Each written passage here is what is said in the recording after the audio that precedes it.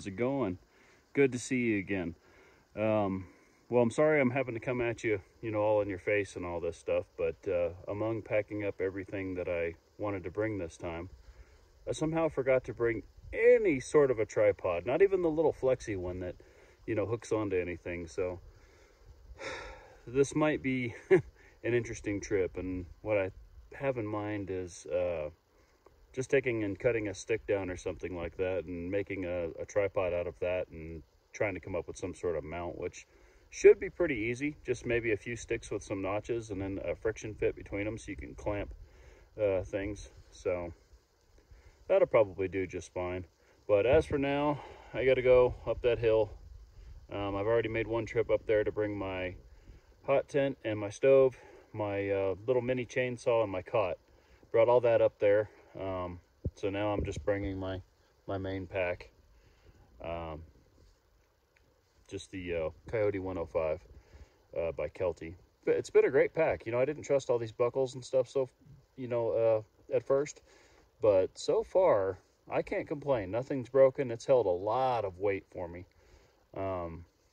So I've got high hopes for it. I think it's going to work out. I kind of wish I'd have gotten maybe a Red Wing or something like that. That's a little more rugged. But, honestly, for what I do, I think this pack's going to work just fine. So other than that, it's already about 48 degrees. It looks like it had snowed already. So that's kind of interesting considering it's only, I think it's what, October 1st or 2nd? I think it's October 1st today, something like that. So yeah, I'm kind of blown away by the fact that there was snow right down the road. So hopefully it'll get good and cold tonight and it'll make that hot tent worth bringing up here. But anyway, let me get up the hill, get everything set up, and I'll get back with you.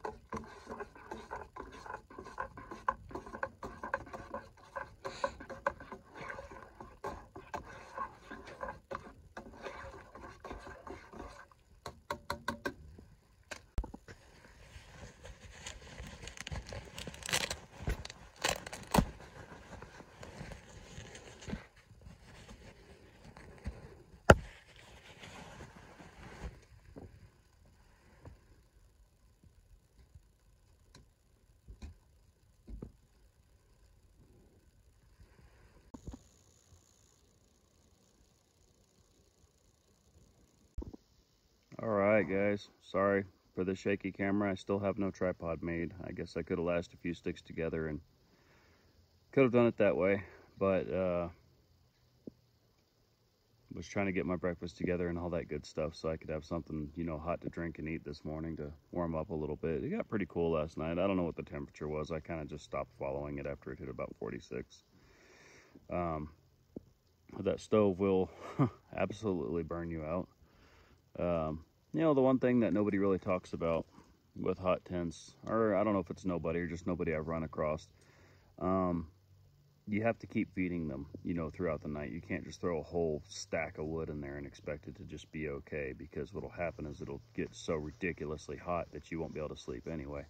So you have to kind of wake up every so often and just throw a few, you know, sticks or logs or whatever you have in there, and then just go back to sleep. So it's kind of interesting getting into that rhythm. I could see it if you do this all the time. I could see that actually being pretty easy, but if you're a weekend warrior like myself, you know, just going camping probably every couple of weekends, then it's kind of hard to get into that rhythm. So once you start getting into that rhythm throughout the night, it gets easier. But it's still not bad. I mean, for what you get, it's still not bad. To stay nice and warm and only need a small blanket, it's not bad at all. My damper that I installed, it works very well, but the problem is now anytime I use the damper at all, it just starts just blowing smoke out of the front of the stove. So I have to maybe add a baffle or something to the front of the stove that will kind of help keep the smoke pushing backwards towards the chimney. So we'll see how that goes. I need to make a new front door and everything for the stove anyway, because that one just doesn't seal. That's part of the problem, is the front door doesn't seal very well. So whenever I close the damper, the smoke starts blowing out through the cracks and all that kind of stuff. So we'll work on that. But anyway, I'm gonna get some chow. I don't know if you've seen this stuff. This, no, I'm not sponsored, obviously, or paid by anybody, obviously, to put this out there, but I really like this stuff. It is flavored oatmeal. It's not, I wouldn't call it instant, but it's relatively quick. The thing I like about it though is it's flavored, but it's not loaded down with sugar. It's, you know, you can taste the actual flavoring in it, but not so much sugar. It's almost like this chocolate chip one is almost more like a cocoa, or like a, how would I put it? Like a cocoa powder almost. And it's barely sweet. It's sweet enough to make it pleasant to eat, but it's not so sweet that you're just eating loads and loads of sugar. So it's pretty good stuff. But anyway, I'm gonna go ahead and get to it. Hey, I just wanted to show you what I have going on as far as my stove goes. This was the damper I installed. So you see, you can turn that guy and you can see by the flat on the other side what the position is. This side is slightly off angle, so you kind of have to look at that side to see where the actual damper is set at. But the damper itself worked pretty amazing, especially when it comes time to choke the stove down. You can absolutely do that pretty well. But I find that anything beyond about that right there chokes it down too much, and you just start having smoke billowing out of the front of the stove. And it's mostly just from the leaky door, and I'll show you what I'm talking about with that. So this is the pipe that actually plugs into the stove up here, where that's peened over. So the problem that I'm having is this door is warping.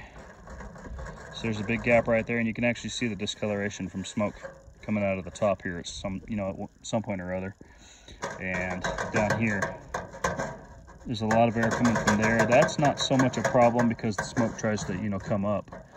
This is the vent, and it works pretty good. It does great. The stove kicks out a ton of heat. See, I have a little spring on there that kind of helps hold the position. Just hinges are riveted down, and this guy right here, so you can open it.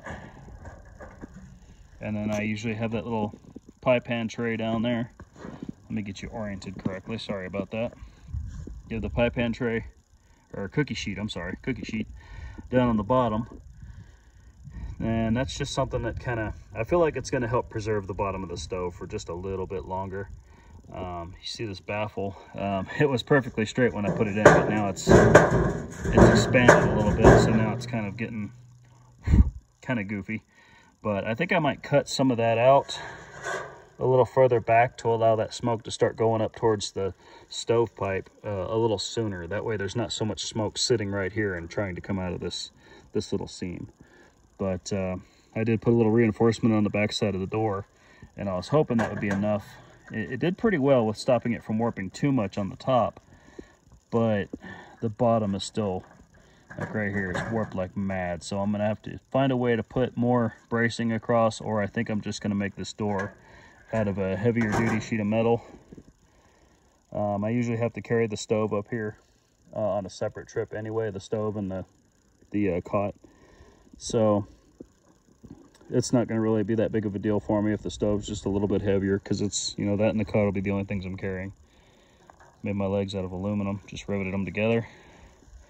They both fold. Yeah, you get the idea. They both fold up flush like that for storage, but I have paracord tied around it right now so I can haul it.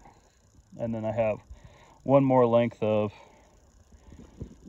pipe. It's not quite as long to run out of the stove jack, which I'll show you over here. So this stove jack is just a silicone grilling mat from Walmart, actually, I think in the grilling section. So what I did is I just made that circle and I cut all these little, you know, kind of flaps. That way I can push through, you know, different sizes of stovepipe, and it doesn't seal perfectly, but it does a good enough job. It definitely doesn't leak that much heat. Probably doesn't leak enough. I kind of wish it would leak a little more. Now we did get a little bit of rain last night, and all the rain that came around that and down the stovepipe actually just it evaporated off so quickly it wasn't even an issue. You can see back here is where I patched the original location. It was way too close to where my cot is. I'll go inside. Please forgive my mess. I kind of just did a bag dump in here.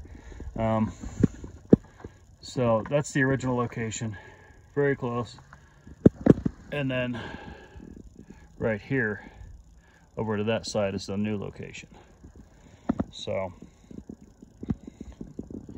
just thought I'd show you that, how easy it is to put a stove jack that will work just fine in one of these tarp teepees. So you don't have to go through a lot of trouble of making, you know, buying a aftermarket stove jack. I think these things were a few dollars for 2 or 3 of them, and then I already had the tape, so there you go.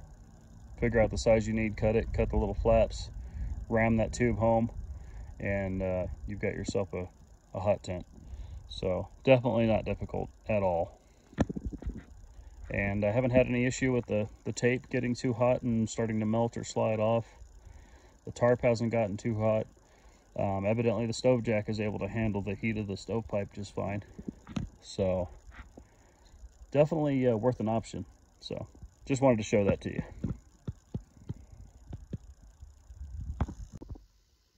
Well guys, I'm gonna go ahead and end this video here. Nothing left to do but take down my little chair, bring my stove and my cot down, and I'm gonna go ahead and head out of here. Maybe get some lunch or something. You know, on a sad note, I just want to mention that we lost a active duty member last Saturday to suicide. I don't feel like I knew the person well enough to really speak on this too much, you know, or give their name out or anything like that. But that was one of those things that seems to be a problem, and there seems to be a lot of people who consider that an option. That's very unfortunate, especially where I'm at. There tend to be a lot of people who are in that mindset. I know a lot of people joke about it and everything, but you know, if the thought wasn't there, the joke probably wouldn't be there either. So I just want to ask if you can keep that person's friends and family and all that in and your thoughts and prayers or good vibes or whatever you like to do. I'm sure anything that they can get will definitely help. That's a terrible way to lose somebody. But anyway, I just wanted to ask that of you. If you could send that their way, that would be wonderful. And I'm going to end this video here. I hope you succeed in everything you attempt to accomplish in your life, and I will catch you on the next one, which will hopefully be soon.